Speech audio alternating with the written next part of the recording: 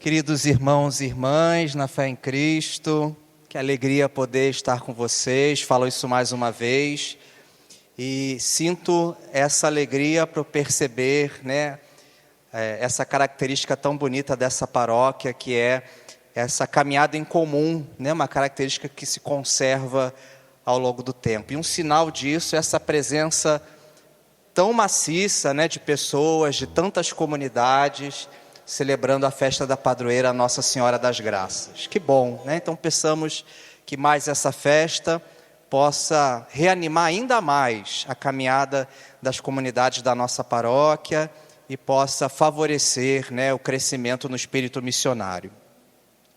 O texto do Evangelho, dessa missa do terceiro dia da novena de Nossa Senhora das Graças, nos coloca no final da vida pública de Jesus. A passagem que nós ouvimos, ela vem logo depois daquela cena que é tão conhecida e que a gente celebra no Domingo de Ramos, quando Jesus, ao se aproximar de Jerusalém, é saudado como rei, é aclamado como rei pela multidão e vai entrando pela cidade montado num burrinho. Logo em seguida, então, está o texto de hoje. Após ser aclamado, Jesus olha para as portas da cidade, olha para as suas muralhas e começa a chorar sobre a cidade de Jerusalém. Começa a chorar sobre a cidade. Ah, Jerusalém, se soubesses aquele que veio lhe trazer a paz. Nesse choro, Jesus já estava antecipando a rejeição que ele experimentaria dias depois de adentrar a cidade, quando ele foi preso, torturado, negado pela multidão e morto na cruz, para depois ressuscitar. Como nós cremos que a palavra de Deus é viva, não é uma história do passado, simplesmente, a palavra de Deus se realiza todas as vezes que nós a escutamos, ao contemplarmos essa cena, nós podemos imaginar Jesus às portas da nossa cidade, das nossas cidades. E a gente poderia se perguntar se também Jesus, batendo as portas da nossa cidade, se ele choraria. E se nós formos bem sinceros, nós teríamos que reconhecer que sim. Apesar do nome de Jesus ser tão amplamente conhecido, ser tão confessado, ser dito por tantas pessoas, é preciso reconhecer que muitas coisas no nosso país, nas nossas cidades, nos nossos bairros, ainda não são de acordo com a palavra de Jesus. A gente pode talvez até ouvir o nome de Jesus ser invocado muitas vezes, a gente pode até contemplar muitas pessoas que confessam um grande amor por Jesus, mas talvez seja necessário ainda dar mais passos no cumprimento da palavra de Jesus, porque é assim que a gente agrada a Ele. É claro que a gente o agrada quando a gente o invoca, quando a gente expressa o nosso sentimento na oração, mas tudo isso deve vir acompanhada com uma outra atitude, que é de agradar a Jesus, cumprindo a sua palavra, seguindo os seus exemplos, vivendo como Ele nos ensinou a viver. E a partir desse critério, sem dúvida nenhuma, também para nós a palavra deve chocar, porque se a gente for fazer um belo exame de consciência, pessoal e social, a gente vai perceber que talvez, sem perceber, sem querer, a gente pode provocar lágrimas no coração de Jesus. Todas as vezes em que a gente permite entrar na nossa vida social a vingança, a raiva desmedida, o ódio, toda vez que com o coração endurecido a gente comemora a morte de alguém, por exemplo, seja por qual motivo for, com certeza a gente está fazendo Jesus chorar. Todas as vezes em que a gente permite acontecer nas nossas relações pequenos e grandes gestos de corrupção, também isso faz com que o coração de Jesus chore. Ou quando a gente maltrata a criação de Deus, nós estamos aqui num lugar tão bonito, Xerém, com essa natureza tão exuberante, mas ultimamente tão maltratada. quando a gente permite isso acontecer, sem dúvida nenhuma, a gente está provocando lágrimas nos olhos e no coração de Jesus. Portanto, a palavra de Deus hoje, irmãos e irmãs, mesmo estando num contexto de festa, a gente não pode deixar de reconhecer que é um chamado à conversão. É uma palavra que nos chama a mudar de vida e que nos dá um exemplo na primeira leitura de firmeza na vivência dos valores, né, na vivência das tradições.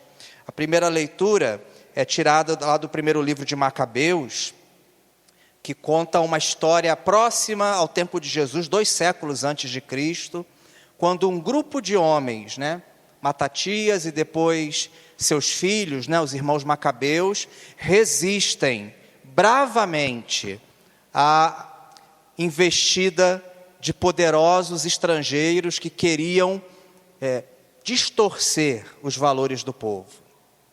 E hoje, por exemplo, Matatias, ele recebe aqui uma proposta de corrupção muito clara. O representante do rei diz para ele: se você abandonar suas tradições e fizer o que o rei está pedindo, você se tornará amigo do rei. O que é se tornar amigo do rei? Amigo do rei é aquele que tem acesso à pessoa que tem poder para conseguir alguma vantagem, para conseguir talvez algum benefício pessoal. Esse é o amigo do rei. Aquele que pode pedir alguma coisinha pela gente, né? Quebrar um galho. Então, essa é a proposta que aquele funcionário faz a Matatias. Se você fizer a vontade do rei, você se tornará amigo dele. Ou seja, você vai se tornar uma pessoa influente, vai até poder ganhar um dinheirinho, ter poder. E aí o texto mostra uma pessoa que permanece firme, que não cede à tentação, que permanece firme aos seus valores e que, inclusive, aceita experimentar a perseguição e ameaça a própria vida em nome da fidelidade do Deus de seus pais, como ele mesmo nos coloca. Então aqui está para nós um exemplo de alguém que hoje não faria Jesus chorar. Alguém que não negocia com os seus valores, com as suas crenças, mas ao contrário, que busca permanecer sempre firme e fiel à palavra de Jesus. Queridos irmãos e queridas irmãs, lendo essa palavra, eu me recordei de um outro texto, onde Jesus, em vez de chorar, ele sorriu de alegria. É um texto que eu lembrei, é um contraponto a essa passagem de hoje. Tem uma outra passagem do Evangelho, em que Jesus contempla os simples, os pequeninos, acolhendo a palavra revelada nele. E Jesus então explode em louvor, dizendo: eu te louvo, ó Pai, Senhor do céu e da terra, porque escondeste essas coisas dos grandes e as revelastes aos pequeninos. Vocês devem se lembrar desse texto. Então, de um lado a gente tem o choro de Jesus pela negação da sua proposta, mas de um outro lado, a alegria de Jesus diante dos corações simples que o acolhem, que o recebem, que se abrem para serem seus discípulos e suas discípulas.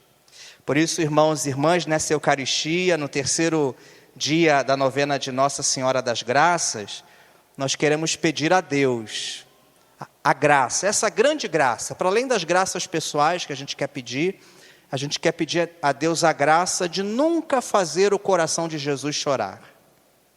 Que Ele nos ajude a crescer na fidelidade ao Evangelho, para que as nossas atitudes, as nossas palavras, não façam o coração de Jesus chorar, mas para que em nós, Jesus possa encontrar discípulos e discípulas comprometidos, simples, dedicados, mas fiéis, de tal maneira que por nosso exemplo, pelo nosso comportamento, pelo nosso compromisso, Jesus também possa exclamar ao Pai do céu em louvor, por perceber a força do Evangelho atuando nas nossas vidas. Nossa Senhora, a quem nós invocamos com o título de Nossa Senhora das Graças, é alguém em quem a força do Evangelho agiu e continua agindo. Por isso ela para nós é modelo, é intercessora, é imagem da igreja, porque assim como ela foi e é fiel à palavra de Jesus, nós queremos aprender dela a sermos também fiéis, ouvintes e praticantes desta palavra.